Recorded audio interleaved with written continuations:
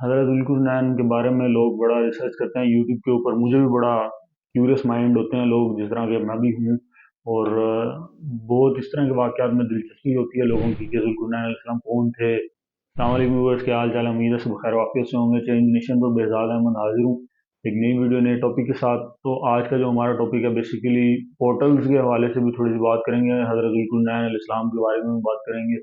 اور یاجوج ماجوج کے متعلق بھی آپ کو تھوڑا سا آگاہ کریں گے ہمارا اس کے اوپر کیا سٹانس ہے، کیونکہ ہم بچپن سے سنتے تو آ رہے ہیں اس طرح کی کہانیاں۔ قصہ جو قرآن پاک کے اندر بھی بیان ہوا ہے، اس کو سورہ کہف کے اندر 83 سے لے کے ورس نمبر 83 سے 101 تک کا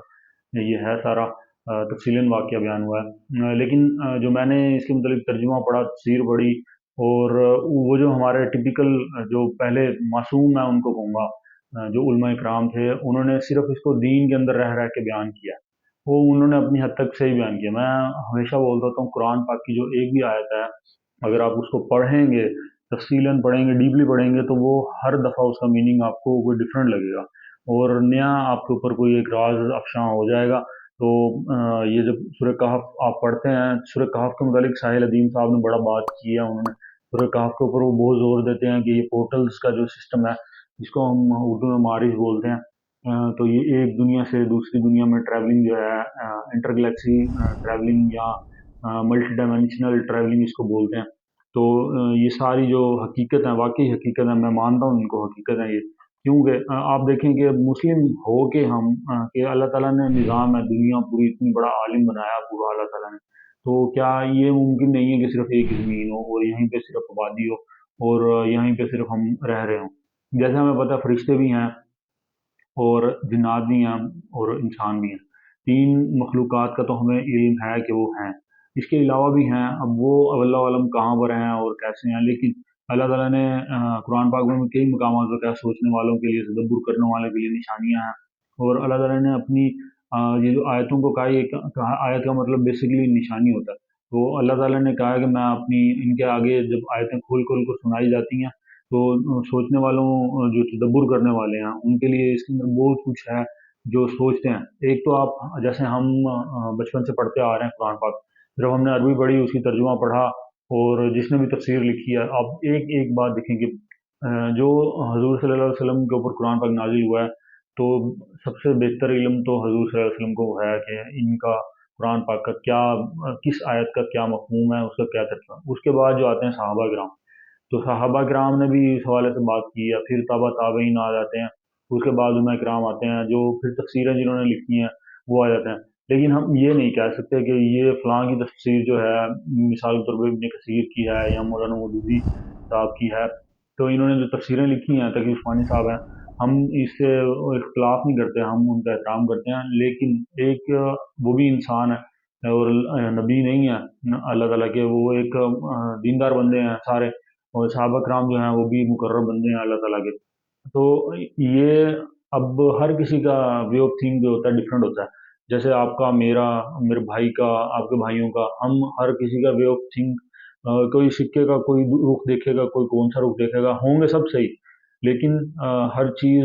دوسری طرف سے دیکھیں، دوسرے رخ سے دیکھیں، تو وہ تبدیل نظر آتی ہے۔ تو سورہ کہف کے اوپر تھوڑا سا میں نے پھر یاجوج ماجوج کے متعلق اور ذوالقرنین کے متعلق میں نے کہا آپ سے بات کی جائے۔ سب سے پہلے تو حضرت ذوالقرنین علیہ السلام کے بارے میں بات کرتے ہیں۔ کچھ لوگ کہتے ہیں یہ ولی ہیں، کچھ کہتے ہیں فرشتہ ہے، کوئی کہتے ہیں نبی ہیں یہ، اور کچھ ایسے بھی ہیں جو کہتے ہیں یہ اسکندر ذوالقرنین، الیگزینڈر دی گریٹ، یہ وہی ہے جی، حالانکہ یہ وہ نہیں ہے، حضرت عیسیٰ علیہ السلام سے پہلے کا تھا، یونان کا بندہ، اس نے یہاں پہ آتا، وہ صرف ایسے اس کی آپ نے دیکھنی ہے نا مووی، ہالی ووڈ کی مووی ہے، یہ آپ کے سامنے آ رہی ہے، یہ دیکھیں دی الیگزینڈر دی گریٹ، یہ مووی، اس کے اندر انہوں نے سارا اس کو بہترین طریقے سے بیان کیا، کیسے وہ کون تھا الیگزینڈر، اور کیسے وہ آیا یہاں پہ برصغیر تک، یہاں پہ اس کو تیر لگا، اور کیسے پھر واپس گیا، کیسے اس کی موت ہوئی۔ تو وہ ذوالقرنین وہ والے نہیں ہیں، الیگزینڈر وہ دوسرا ہے، لوگوں نے اس کو بنایا ہوا ہے جی، نہیں وہ تو وہ ہے ذوالقرنین کا جو بیسیکلی لفظی مطلب ہے دو سینگوں والا۔ تو کچھ لوگ کہتے ہیں کہ جی یہ فرشتے تھے، تو ان کے سینگ تھے، ایسی باتیں بھی کرتے ہیں، لیکن کچھ لوگ کہتے ہیں کہ یہ ان کا جو تاج تھا سر کے اوپر، اس سے دو سینگ نکلے ہوئے تھے، بنے ہوئے تھے، جیسے بادشاہوں کا ہوتا ہے کہ کوئی کس طرح کی کوئی چیل کا یا عقاب کا उन्होंने सर लगाया होता है ऊपर, कोई किसी ने बारहसिंगे का वो सींग लगाए होते हैं अपने ताज के ऊपर, हर किसी की अपनी कोई, देखा होगा आपने, यूनानी जो थे वो उन्होंने पर लगाए होते थे, या घोड़े की दुम के बाल उस जमाने में इस्तेमाल होते थे। वो पूरा जो सिपाही होते थे उनसे मुख्तलिफ दिखाने के लिए, तो उनका जो हेलमेट होता था या ताज जिसको आप बोलें, उसके अंदर वो कोई ना कोई इस तरह की चीज़ कर देते होते थे। तो इसी तरह हज़रत ज़ुल्कुरनैन के भी वो दो सींगों वाला ताज था। तो ये जब हज़रत ज़ुल्कुरनैन इस्लाम ने जब सफ़र का आगाज़ किया, तो इसके ऊपर एक वेबसाइट का आपको लिंक दे रहे हैं नीचे हम। इसके अंदर देखें आप, ये टर्किश जो है बंदा, उन्होंने इसके ऊपर रिसर्च की और उन्होंने बताया, एग्जैक्टली बता रहे हैं कि वो कहाँ से उन्होंने, फर्स्ट उनकी जर्नी कहाँ थी, सेकंड जर्नी कहाँ थी, जर्नी कहाँ थी,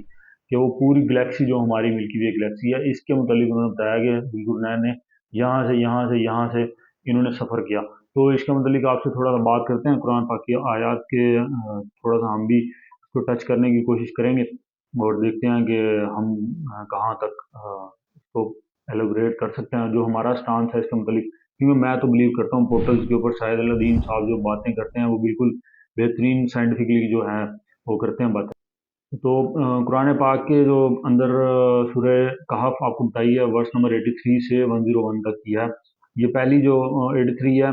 इसका जो तर्जुमा किया गया। अब वो लोग आप सल्लल्लाहु अलैहि वसल्लम से ज़ुल्कुरनैन अलैहिस्सलाम के बारे में पूछते हैं, तो आप सल्लल्लाहु अलैहि वसल्लम उनसे कहिए कि मैं तुम्हें उनका कुछ हाल सुनाता हूँ। तो ये पहली है, 83 आयत है। फिर आगे लिखा, हमने उन्हें ज़मीन पर हुकूमत और इक़्तिदार अता किया था, और उन्हें हमने हर किस्म के असबाब व वसाइल बख्शे थे। तो जो उस यानी कि वो, आपने भी सुना होगा कि दो बादशाह मुस्लिम हैं और दो काफिर थे जिन्हें पूरी दुनिया की हुकूमत मिली। तो हज़रत सुलेमान अलैहिस्सलाम और दूसरा ज़ुल्कुरनैन का बोलते हैं, हज़रत ज़ुल्कुरनैन अलैहिस्सलाम का। तो ये जो इसका सफ़र का, और देखें अभी मैं आपको आगे इलाबरेट करता हूँ जाके, कि उन्होंने उस वक्त की जो टेक्नोलॉजी थी, जो उनके दौर की, उनको अल्लाह ताला ने सारे असबाब वसाइल सब दिया था उनको, यानी कि कंप्लीट उनको हुकूमत थी, हर किसी चीज़ पे गिरफ्त थी उनकी। तो फिर उन्होंने एक मुहिम का सामान किया, सबबा, फत फातबा सबबा। ये ये जो सबबा का लफ्ज़ है, आपने इसको रिसर्च कर लें, चाहे गूगल कर लें। सहाबा किराम ने इसके मुतालिक कहा ये आसमानों के रास्ते के मुतालिक है, लेकिन जो इसका वो है लफ्ज़ी मायनी है, लग़वी मायनी आप कह लें, इसका भी यही है, ऊंचाई की तरफ सफ़र, या जन्नत की तरफ सफ़र भी कहा गया है इसका, या किसी ऊपर की तरफ सफ़र के मुतालिक इसका जो लुग़वी मायने बताया गया सबबा का। तो कुछ लोग कहते हैं नहीं नहीं, ये तो बस सामान, मुहिम मुहिम बांधी थी उन्होंने, ज़मीन के अंदर ही सफ़र किया। तो हर किसी का, मैंने आपको बताया कि देखने का रुख उनका हर किसी का सही हो सकता है, लेकिन जो हकीकत है वो आपके सामने है कि सिक्का, चाहे आप इधर से देखें उधर से देखें, दोनों को सही नज़र आ रहा होगा और दोनों का स्टांस एक दूसरे से मुख्तलिफ भी होगा। तो फिर आगे जो है आयत नंबर 86, यहाँ तक कि जब वो सूरज के डूबने की जगह तक पहुंचे, यानी मगरिब की जानिब मुल्क फतह करते हुए खुश्की के आखिरी सबसे सिरे तक पहुंचे जिसके आगे समंदर था, तो उन्होंने सूरज को एक गदले चश्मे के काले पानी में डूबते हुए महसूस किया। ये जो आयत में बताया गया कि सूरज के डूबने का मकाम, हालांकि आप देखें, ये तर्जुमा है किया हुआ उन्होंने, लेकिन आप देखें कि अल्लाह ताला ने ये जो इसके अंदर जो सीगा और लफ्ज़ यूज़ हुए हैं कि जगह का जो मुतल्लिक, जहाँ पे सूरज गरूब होता है, आप, अब इतनी साइंस डेवलप कर गई है, और देखते होंगे आप कि हर ज़मीन का उन्होंने पूरा, आप मिल्की वेज में देखें, और गैलेक्सी, पता नहीं कितनी गैलेक्सियों की उन्होंने तस्वीरें खींच ली हैं, ब्लैक होल्स तक पहुंच गए हैं, सारी आपको तस्वीरें मिलती हैं, चांद के चप्पे चप्पे की तस्वीरें मिल जाती हैं आपको, मार्स तक की उन्होंने तस्वीरें खींच दी हैं। तो ये क्या, वो ज़मीन के ऊपर कोई ऐसा नहीं देखा उन्होंने कि जहाँ पे सूरज गरूब होने की जगह हो? तो ये मैं इससे इत्तेफाक नहीं करता कि वो ज़मीन के ऊपर जगह थी, क्योंकि जो सूरज डूबने की जगह जिस तरह बताया गया है कि वो काले पानी का गदला था और कीचड़ का मिक्सचर था, इसका मफहूम अगर आप पढ़ें तो उसके अंदर यही लिखा हुआ है, गदले चश्मे के काले पानी में, यानी कि कीचड़ का मिक्सचर था वो, जहाँ पे सूरज गरूब होता है। तो वहाँ पे जब पहुंचे, डूबते हुए सूरज को गदले पानी में डूबते हुए मुशाहिदा किया, तो और वहाँ पर उन्होंने एक कौम को पाया। तो हमने उनसे कहा, ऐ जुल्कुरनैन, तुम इनको सजा दो या इनके साथ नरमी का सलूक करो। इसका मेन जो है, जो पर्सपेक्टिव जो लोगों ने ज़्यादातर बयान किया कि वो جب وہ پہلے مہم جو انہوں نے آغاز کیا کہ وہ جب گئے ہیں مغرب کی طرف، یعنی کہ سورج کے ڈوبنے کی جگہ پر، تو وہاں پہ ایک قوم تھی، ان کو انہوں نے کنکر کر لیا، فتح کر لیا اس قوم کو، تو اس کو پھر اللہ تعالیٰ نے کہا کہ ذوالقرنین علیہ السلام کو کہ آپ چاہے ان کے ساتھ ظلم کریں یا ان کے اوپر نرمی کے ساتھ رویہ اختیار کریں۔ پھر وہ آگے حضرت ذوالقرنین کہتے ہیں کہ جو ہمارے ساتھ ظلم والا کام کرے گا ہم ان کے ساتھ ظلم کریں گے، جو جس طرح کا کام کرے گا بھی ہم اس کو اس طرح کی سزا جزا دیں گے۔ یہ مفہوم ہے اس کا آیت کا 87 کا۔ پھر 88 پہ ہم آتے ہیں۔ 88 پہ بھی اسی طرح ہے کہ اور جو ابدی حقیقتوں کو دل سے مانے گا اور نیک عمل بھی کرے گا تو اس کے لیے اچھا معاوضہ ہے، اور ہم بھی اس کے ساتھ اپنے معاملے میں آسانی برتیں گے۔ جو بھی اللہ تعالیٰ فرماتا ہے، مین اس کا جو تھا کہ جو ہماری کہا مانے گا اور جو حقیقتیں ہیں، یعنی کہ یہ حقیقت ہی ہے کہ اب لوگ وہ کہنے والے کہتے ہیں نہیں یہ تو مغرب کی طرف تھا اور بلیک سی میں تھے، نہیں اس طرح کی باتیں نہیں ہیں، پورٹل وغیرہ کچھ نہیں ہوتے۔ تو وہ اللہ تعالیٰ بھی فرماتا ہے کہ اللہ تعالیٰ نے کئی جگہ پہ ارشاد فرمایا کہ میں میری زمین گھومو پھرو اور آسمانوں کی طرف دیکھو، اشارہ کیا کہ اور جو تفکر کرنے والوں کے لیے اس میں نشانیاں ہیں، سوچ وچار کرنے والوں کے نشانیاں ہیں۔ تو وہ اللہ تعالیٰ کہتا ہے کہ جس طرف جو انسان لگ جاتا ہے نا، تو میں اس کے لیے وہ راستہ آسان کر دیتا ہوں۔ تو اگر آپ بھی تحقیق میں لگیں گے تو اللہ تعالیٰ آپ کو بھی انشاءاللہ کوئی نہ کوئی نیا راستہ آپ کو دکھائے گا۔ پھر جو 89 ورس ہے اس کے اندر پھر کہا کہ ایک دوسری مہم کی طرف انہوں نے تیاری کی، یعنی کہ ایک مغرب کا سفر وہ ہو گیا، دوسری طرف انہوں نے جب رخ کیا، یہاں تک کہ جب وہ یہ 90 ورس ہے، یہاں تک کہ جب وہ سورج کے نکلنے کی حد تک جا پہنچے، تو اس کے بھی اندر یہی ہے کہ وہ فتح کرنے کے لیے گئے تھے وہاں پہ، اور تو وہاں انہوں نے دیکھا کہ سورج ایک ایسی قوم پہ طلوع ہو رہا ہے جس کے لیے ہم نے دھوپ سے بچنے کا کوئی سامان نہیں کیا تھا۔ یہ اب لوگوں نے جو اس کا ترجمہ کیا ہے، تفسیر کیا، انہوں نے کہا جی وہاں کے جو لوگ تھے یہاں پہ بھی فتح کیا انہوں نے، سارے وہاں پہ قوم جتنی بھی آباد تھی۔ پہلے تو دیکھیں حضرت ذوالقرنین علیہ السلام کو پوری دنیا پہ حکومت تھی ان کی، تو کیا ان کے پاس کوئی اس طرح کا نہیں تھا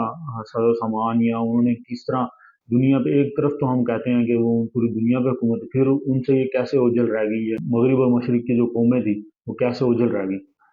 مغرب اور مشرق کی جتنی بھی یہ قومیں تھیں وہ کیسے اوجھل رہ گئی؟ ان کو پتہ ہی نہیں تھا کہ اس کے بارے میں کہ بھی میں اس طرح تو وہ پوری دنیا کے اوپر حاکم تھے، لیکن یہ ٹیکنیکل چیزیں ہیں، ان کو سمجھنے کی ضرورت ہے کہ وہ انہوں نے یہ سارا جب مشرق کی طرف سفر کیا اور پھر وہ ایک اللہ تعالیٰ نے فرمایا انہوں نے دیکھا کہ سورج ایک ایسی قوم پہ طلوع ہو رہا ہے جس کے لیے ہم نے دھوپ سے بچنے کا کوئی سامان نہیں کیا تھا۔ لوگ کہتے ہیں وہ غیر مہذب تھے، جو جس قوم پہ آپ پہنچے مشرق والی سائڈ پر، کہ ان کو گھر بنانے کا نہیں فن تھا نہ خیمہ بنانے کا، وہ اوپن اسکائی پہ رہتے تھے، یعنی کہ بھی جیسے آپ کہہ لیں پہلے پہاڑوں کی تہذیب تھی، پھر وہ نہ ان کو گھر بنانے کا پتہ تھا کہ بھئی ہم اس طرح شیلٹر میں رہ سکتے ہیں۔ لیکن ٹیکنیکل پوائنٹ جو ہے وہ ہم آپ سے بات کریں اس کے متعلق، جیسے آپ کو میں نے ٹرکش حوالہ دیا کہ وہ کہتے ہیں کہ فرسٹ جرنی ادھر تھی، سیکنڈ جرنی ادھر تھی، یہ دوسری جگہ پھر پہلے وہ سورج کی لکھا کہ مغرب کی جگہ پر، پھر مشرق کی حد تک پہنچے۔ تو یہ جو ہے بیسیکلی یہ اس میں اب ٹیکنیکل پوائنٹ یہ ہے کہ سورج کی روشنی ان کو بچنے کا کوئی سامان نہیں تھا ان کے پاس۔ اب آپ دیکھیں زمین جو ہے ہماری، اس کے اوپر ایک لیئر ہے، اوزون کی لیئر، تو یہ جو سورج کی روشنی ہم تک پہنچتی ہے یہ وہ اوزون کی لیئر کو کراس کر کے پہنچتی ہے۔ تو اس میں جو جو کیمیکل ریز ہوتی ہیں جو ہمارے اسکن الرجی کرتی ہیں، اسکن کینسر کی باعث بنتی ہیں، وہ ہم تک نہیں پہنچتی، ٹھیک ہے؟ تو اوزون کی لیئر نے زمین کو اپنے غلاف میں لیا ہوا ہے۔ تو اس کا جو ٹیکنیکل وہ ایسا سیارہ تھا جس پہ اوزون کی لیئر نہیں تھی، اور وہ سورج کی روشنی ان کو ڈائریکٹ ملتی تھی۔ ٹیکنیکل پوائنٹ ہے، اگر کوئی پورٹل پہ یقین کرتا ہے تو اس کو یہ اس بات کو سمجھ آتی ہے کہ بھئی واقعی یہ بات قابل قبول ہے۔ تو البتہ ہم کسی کی تفسیر یا ترجمے کو غلط نہیں کہتے، ہمارا اپنا سٹانس ہے کہ اللہ تعالیٰ کہتا ہے کہ اتنا بڑا عالم بنایا جو اللہ تعالیٰ نے، اس کے اندر لازمی بات ہے کوئی نہ کچھ اور جو راز پوشیدہ ہیں وہ ہیں، لازمی بات ہے۔